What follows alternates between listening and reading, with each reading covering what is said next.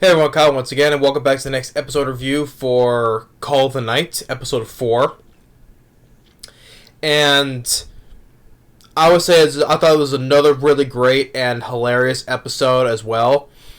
And I've enjoyed especially our Ko and Nazura. I'm really enjoying their chemistry together. It's a lot of fun, and I enjoy their characters in general. And also, I've enjoyed of watching Akira as well, who's basically Ko's childhood friend. That they knew each other from back in elementary school, if I remember. I've enjoyed her character as well.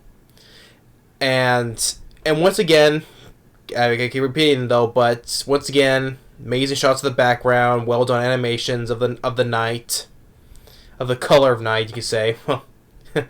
Yeah, like I said, I kind of like this series more than Color of Night, but this is a better color of night. But also this episode is brought to you by Capcom of Street Fighter, which that was kind of, I didn't expect to see that in this series. So yeah, because there's a scene where our trio, you can say, are playing Street Fighter.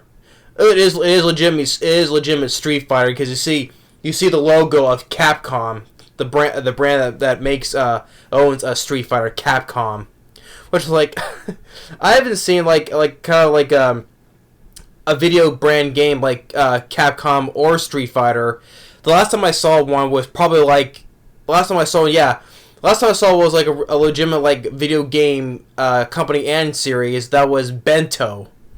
You know, the fighting series Bento, fighting over discounted bento boxes, right? Our lead character, he has a poster of Sonic the Hedgehog, Sega, which he has also on his screensaver on his phone. Yeah, there's a legitimate, because of Sonic the Hedgehog poster, Sega. But that was kind of fun too, you know. So yeah, it was funny to see Street Fighter and Capcom in this, you know. So that was funny to say. I got a smirk out of that. Yeah. So this episode is also brought to you by Capcom and Street Fighter.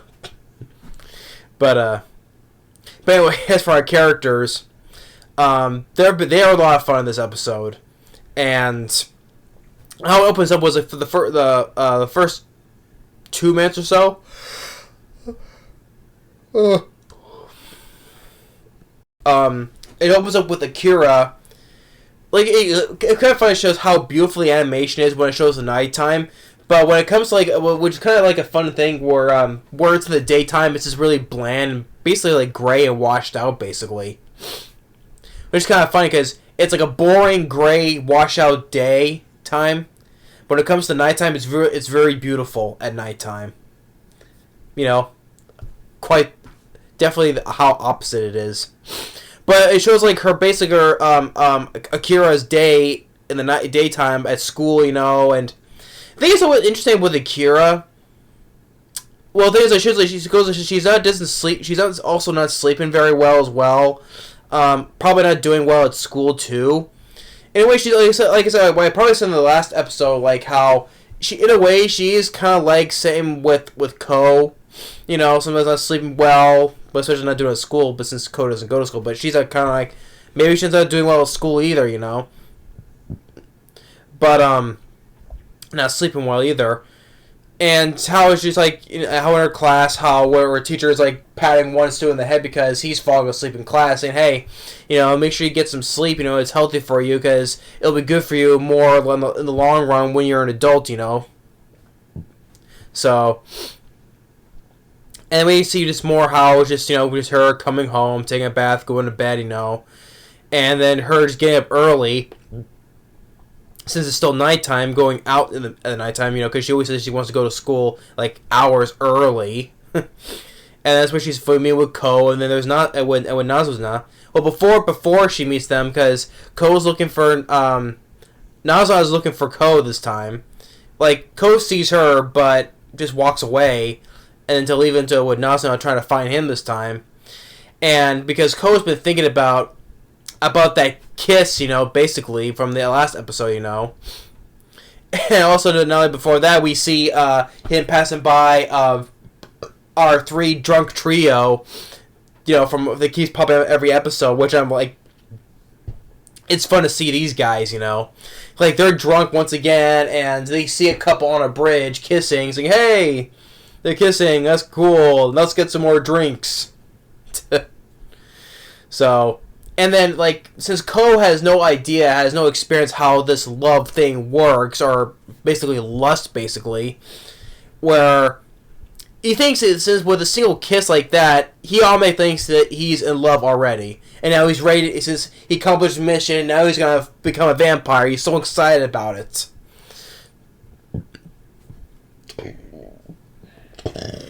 Excuse me. I'm sorry. So I just got a little gassed up right there. Sorry for that. I apologize. But yeah, because he thinks like once that kiss, he's ready to become a vampire. He's like, oh, I'm in love now. And when she shows up, and he's like, hey, I'm ready to become a vampire. I'm in love with you. She goes in thinking it's gonna happen though, but she's just really sucking more of his blood, because that's not how the way it works. She's just doing that basically to tease him, because, hey, also the same thing, that she has no experience in either of that stuff, kind of in that field either, because when she brings up, especially that romantic type lovey-dovey stuff, she gets all embarrassed, right? And basically, that was also her first kiss as well. That was her first as well. And all this whole series, like I said, with Ko and Naz and I, it's been very fun, especially since they're both are not experienced, they don't know what love is. They think kissing my friends is love. It's not how the way it works. But like also, she says like always tease like, what, that's how it is when you do it between friends, right? And then that's when Akira shows up. And they want to hang out, so they go hang out with her at Nazo's apartment, playing video games, and that's where the first we see them, which made me smirk. It's like, hey, they're playing Street Fighter, and it is Street Fighter because you see the brand name Capcom. And that's another thing. Also, one thing I noticed a lot with Akira, how she's a very interesting character too. But not only that, she's like how in a way she's kind of like with Ko. But also, the thing is, the way her especially the way her eyes are, it's almost like this, right? It's almost like she's so depressed all the time with the way it's how the way her eyes is. Either it looks like she's always depressed all the time, or she's like out in left field, or spaced out, or just lost. It's like that type of metaphor, right? It's almost like she's almost just spaced out, right? Either she's spaced out or she's lost. Always looking at she's always lost because.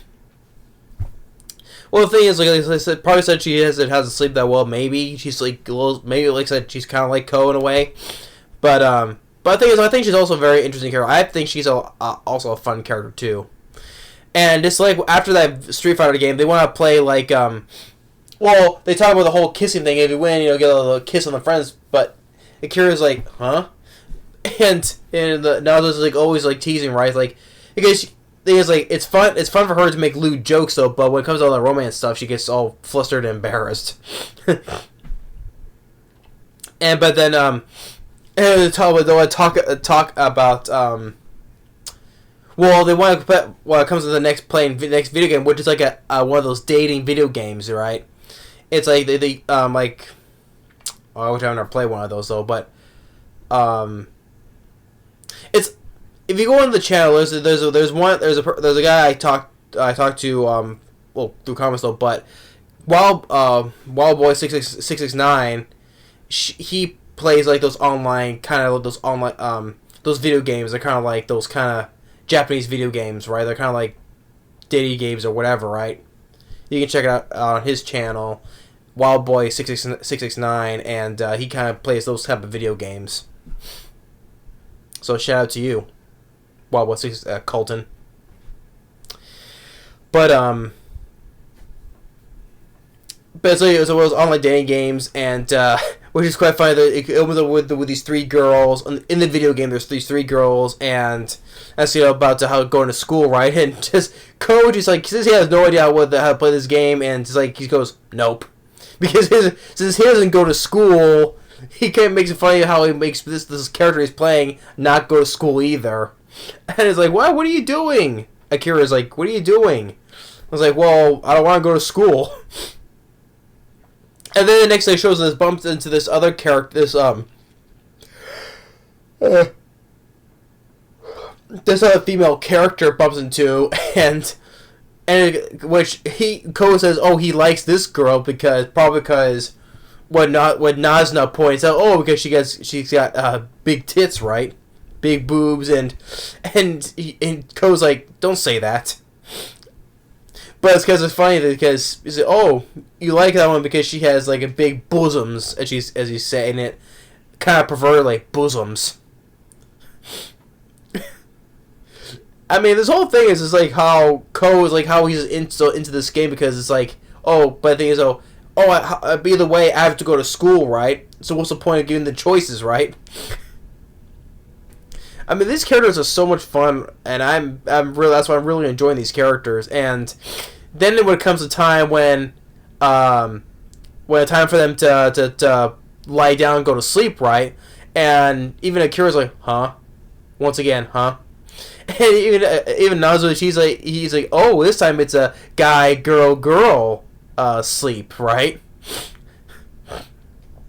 So, and he's like, even Akira's like, oh, seriously, we're gonna sleep. All of us are gonna sleep together, and basically, it's literally a Three's a Crowd. Basically, that's this whole thing is episodes. It's also like it's Three's a Crowd. It is Three's a Crowd because even the part where like she were more of Nazuna getting more embarrassment brings up the romance stuff like that, right? She's like all this, right? She's rolling on the floor because she's so embarrassed about that stuff. Even Ko's explained to her, even to Akira's like, you know, she loves lewd jokes, but when it comes to romance, she gets all embarrassed about it. Yeah, she's all frustrated, she's embarrassed, she's like rolling all over the floor. And then when it comes to time with them for just they're all laying in bed, and just like Akira's kind of like uncomfortable with her sleeping with two other people, right? And then it's like, and Nazuna's like, oh, it's good for you. You came here to spice things up, right? And then she's gonna start sucking his blood, Ko's blood in front of her. It's like, don't do that. Ko's like, don't. I told you not to do that in front of my friend. So now you know she does have a friend. And then it comes a time where when they are trying to sleep, like Ko has his arms like this, and he doesn't want to put it down because like, otherwise his hand's gonna touch Akira's hand. There's this sort of like this little bit love triangle that's happening here. It's like, oh, because he's afraid to touch her hand, though, and when he does, like touches a slightly bit, it's like, oh, I'm so sorry. and like even Akira, she wants to leave though because she has to go to school in a couple hours, and even though you see even it's pouring down rain, so she has no choice to stay there to sleep for a little bit, and then she finally says goodnight, and this is the first time to say goodnight, and then by the time she wakes up, it's sunny out there, and she's already late for school. Probably because she got some good sleep for quite some time. Probably it's been a while. She probably had a good sleep. And so she leaves, and she goes on her merry way. So episode 4 was another fun episode, and I'm really enjoying this series. I'm glad I wanted to review the series because I've enjoyed it. Because I like a vampire series because, like I said, I love Hellsing Ultimate, Dance of the Vampire Bund I like, Seraph at the End I enjoyed. Well, when it comes to I already reviewed that stuff, but I did like Seraph at the End. So I'm enjoying this series too. Like I said, I'm enjoying our characters of Ko, Nazuna, even. God damn it!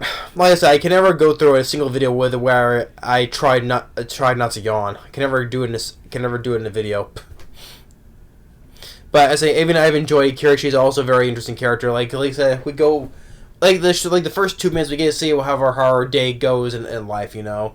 It's like she's like almost in a way similar to Ko in a way. Not a little bit sleeping not that well, but she thinks that she has to go to school.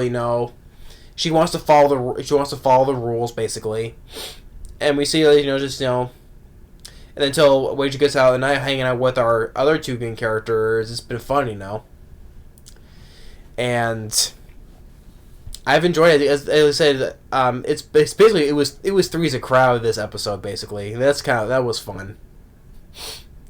And like I said, I want to continue to see more of those video games. Probably particularly more of that dating game. See how it turns out though. But we'll have to see on that though. But it's been fun. Our characters I've enjoyed, and once again, great looking background shots of the animation of the city and stuff. And yeah. So Call of the Night episode 4. I give it a thumbs up for this. I had fun with it. I had fun with this episode. So that's my episode review, episode 4 of Call of the Night. Thanks for watching, and stay tuned for the next episode review of Devil's a Part-Timer, Season 2. Later.